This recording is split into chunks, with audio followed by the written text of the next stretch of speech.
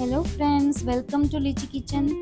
આજે હું તમારી સાથે એકદમ હેલ્ધી અને ટેસ્ટી એવું લીલી મકાઈ અને જુવારના લોટનું ખીચુંની રેસીપી શેર કરવાની છું.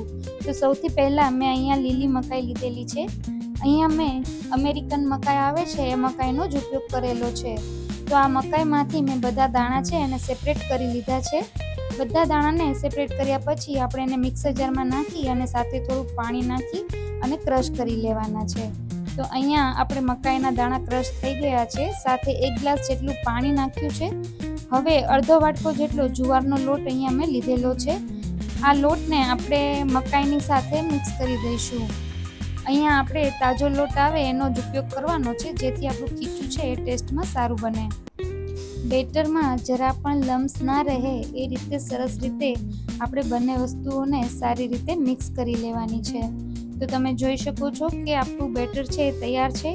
આ બેટર આપણે હજી થોડું આપણને થીક લાગે છે, તો આવું આપણે થીક બેટર રાખવાનું નથી, થોડું પતલું રાખવાનું છે. તો અહીંયા મેં ફરીથી 1 ગ્લાસ જેટલું પાણી ઉમેરી દીધેલું છે.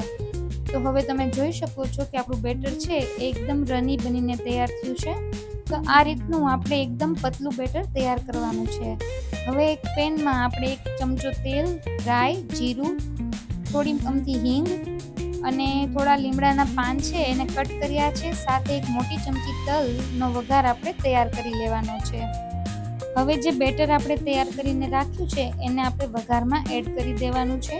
એની સાથે 1 મોટી ચમચી લીલા મરચાં અને આદુની પેસ્ટ મેં અહીંયા લીધેલી છે, તો એને પણ આમાં એડ કરી દેવાની છે. સાથે થોડી હળદર, થોડું અમથું મીઠું સ્વાદ પ્રમાણે નાખવાનું છે અને બધી વસ્તુઓને આપણે સારી રીતે મિક્સ કરી લેવાની છે. ફ્રેન્ડ્સ, તમે જો લસણ ખાતા હોય તો અહીંયા લસણનો ઉપયોગ પણ કરી શકાય છે અને સાથે થોડી 1 ચમચી જેટલી સાકર નાખવી હોય તો એ પણ નાખી શકાય છે.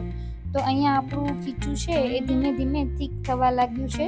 અહીંયા આપણે જુવારનો લોટ કાચો લીધેલો છે, તો જુવારનો લોટને પકાવવા માટે આપણે ધીમો ગેસ રાખી અને આ ખીચુંને 5 થી 7 મિનિટ માટે હલાવતા રહેવાનું છે.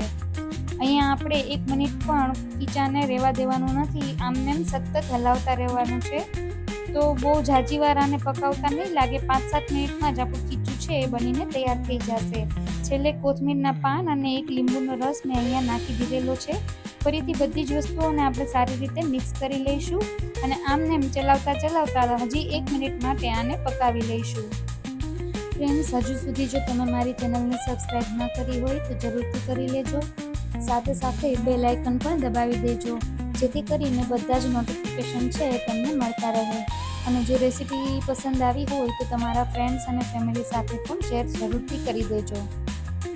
તો ખીચાને પકાવતા આપણે અહીંયા 7 થી 8 મિનિટ જેટલો સમય થઈ ગયો છે. આપણું ખીચું છે એ સરસ રીતે તૈયાર થઈ ગયું છે. તો હવે આપણે ગેસની ફ્લેમને બંધ કરી દઈશું અને આને ઢાંકી અને વરાળમાં ખીચાને સીજી જવા દઈશું. તો 5 મિનિટ પછી આપણું ખીચું છે એકદમ સરસ રીતે તૈયાર થઈ ગયું છે. આને આપણે સર્વિંગ બાઉલમાં કાઢી લઈશું અને ઉપર થોડું સિંગ તેલ છે એ રેડી દઈશું. સિંગ તેલ અહીંયા ઓપ્શનલ છે, જો નાખશો તો આનો ટેસ્ટ વધારે સારો આવશે.